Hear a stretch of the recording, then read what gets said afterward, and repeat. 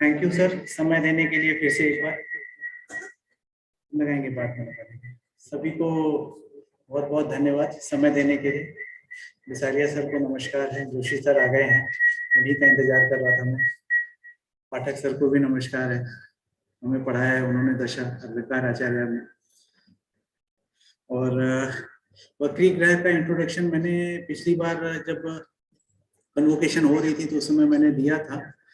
छोटे शब्दों में फिर से एक बार रिपीट कर देता हूँ, डिटेल नहीं बोलूंगा, रिपीट कर देता हूँ, जैसे यहाँ पे जो लोग बैठे हैं अगर उन्हें कुछ मिस हुआ हो। वैसे तो हम कोशिश कर रहे हैं जर्नल में भी इसे छापेंगे। तो छोटे शब्दों में पहले वक्री ग्रहों का इंट्रोडक्शन देता हूँ और फिर एक कुंडली के बारे में डिस्कस करूंगा और उसमें भी बहुत शॉर्ट में डिस्कस करने की कोशिश करता हूँ। तो जो जोशी सर के गाइडेंस में वक्री ग्रहों पे हमने एनालिसिस किया है, कुंडलियों पे, बहुत सारी कुंडलियों पे किया है, लेकिन कुछ कुछ जो हमारे स्ट्रॉन्ग एनालिसिस है उसी के बारे में बात करेंगे। पहला तो एक जनरल परसेप्शन रहता है कि कुंडली में वक्री ग्रह बैठे हुए हैं तो एक परेशानी वाली जातक की कुंडली है और उसमें बहुत ज्यादा काम नहीं हो रहा है, परेशान रहेगा जिंदगी भर। बट जो हमारा एनालिसिस आया है जोशी सर के साथ पिछले 3-4 महीनों में काम करने के बाद, वो ऐसा नहीं है, जबकि उसका जो है असर एक डिफरेंट तरीके से पड़ता है किसी भी कुंडली में।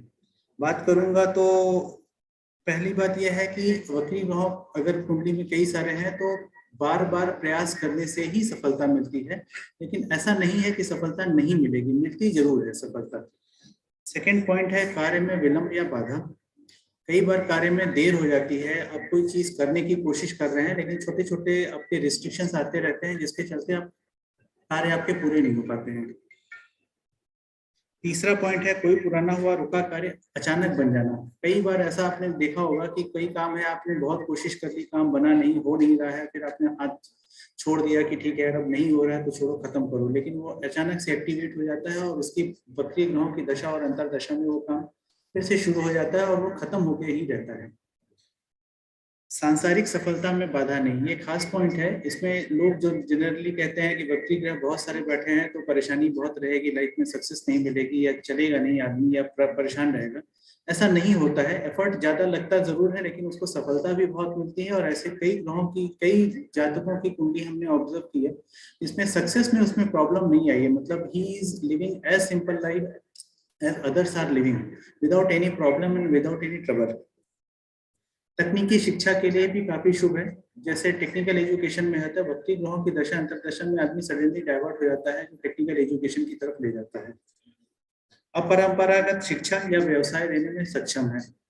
इसमें भी कई बार ऐसा होता है, जो मैं एक पॉइंट बोलूंगा आप सभी को, कि एस्ट्रोनॉमी के अनुसार पृथ्वी के निकट होने पर सभी ग्रह वक्री हो जाते हैं और यदि इन्हें देखा जा सके तो वह अधिक बड़े और चमकदार प्रतीत होते हैं। इसलिए माना जाता है कि ये ग्रह और इनसे परावर्तित किरणें ऊर्जा एक सामान्य गति से चलने वाले ग्रहों की तुलना में पृथ्वी और उस पर स्थित जीवों के प्रभावित करने में अधिक सक्षम होते हैं।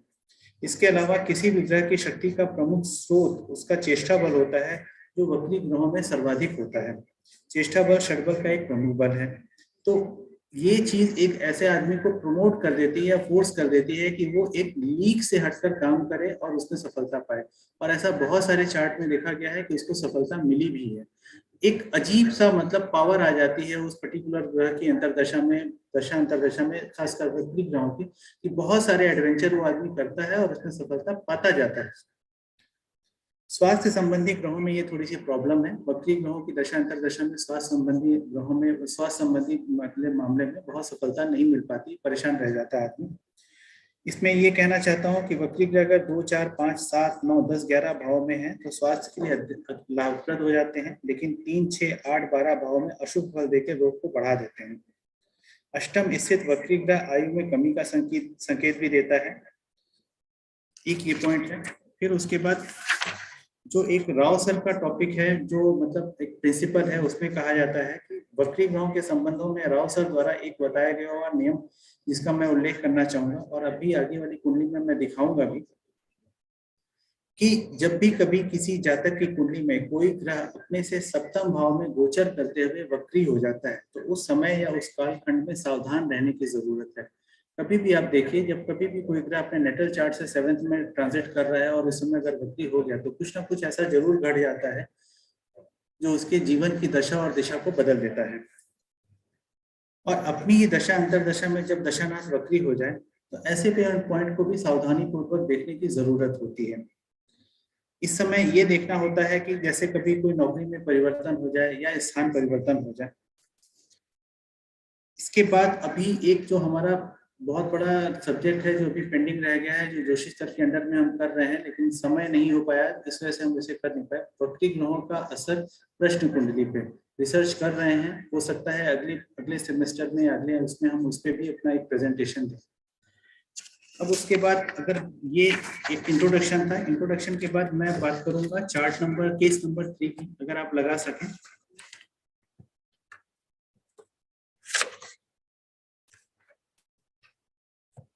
ये कुंडली एक पेज नंबर 28 नंबर पेज। श्रेय शर्मा जातक का नाम है, मैंने गलती से दे दिया, नहीं देना चाहिए था, ऐसा कहा गया मुझे, बट वो यहाँ पे मौजूद नहीं है।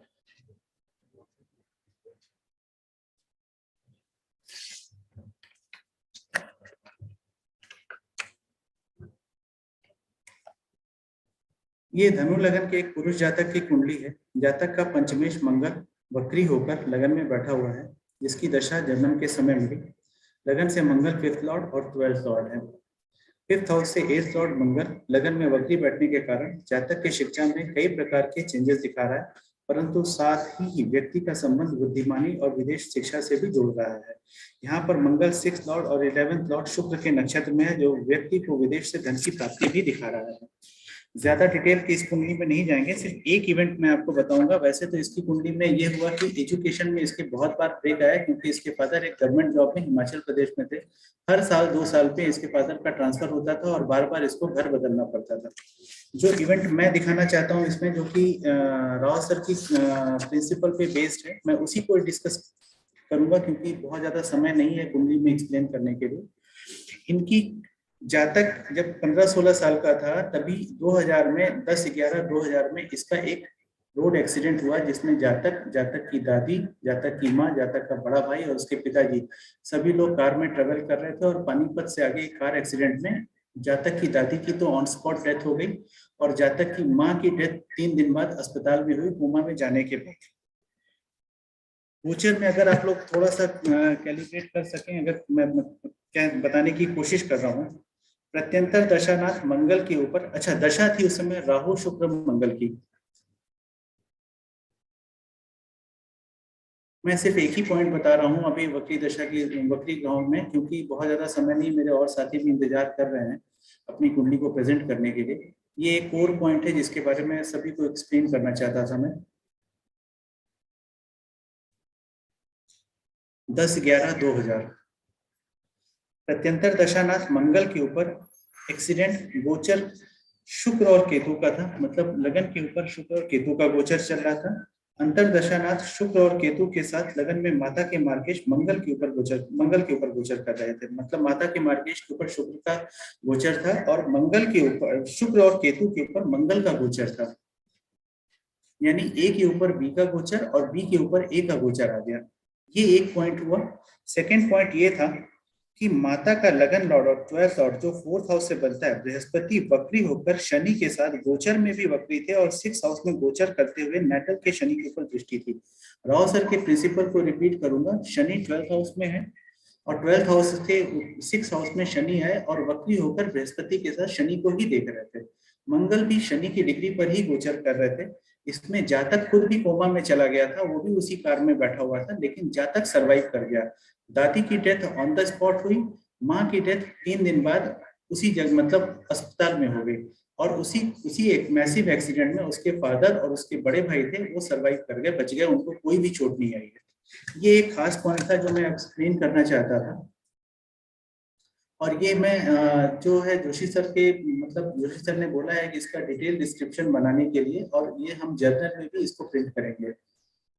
हमारे क्लास की एक करुणा जी हैं, वो इस मामले में परफेक्ट हैं, मैंने उन्हें थोड़ा सा दिया हुआ है, वो आगे भी बना रही हैं, उसको लिख रही हैं वो, और उनकी बड़ी सहायता है हमारे ऊपर।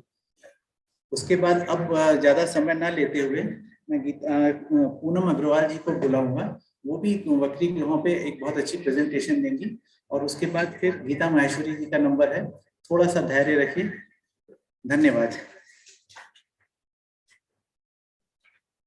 पूनम जी।